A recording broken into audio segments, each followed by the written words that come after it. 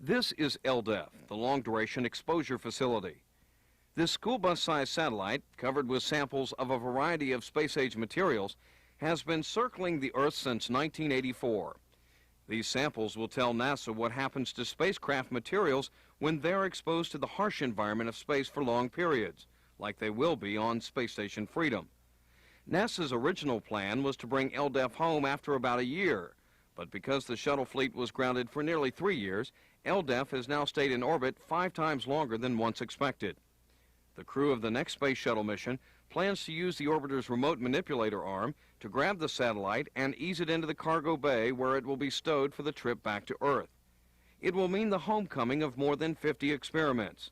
And while the delay has meant the loss of some data, on the other hand, without a doubt, the majority of the experiments are substantially enhanced by being up there the 5 years. Such is the case with an experiment developed by the University of Alabama at Huntsville and NASA's Marshall Space Flight Center. It measures the effects of atomic oxygen on surfaces at orbital altitude. The same stuff we breathe on Earth takes on a different form in space that literally erodes the surfaces of spacecraft over long periods of time.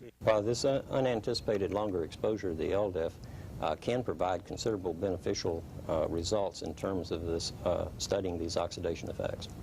That kind of information can be extremely crucial in the building of a space station, any spacecraft that has to survive for a long period of time in space. The benefits from LDEF may be as varied as the experiments it carries.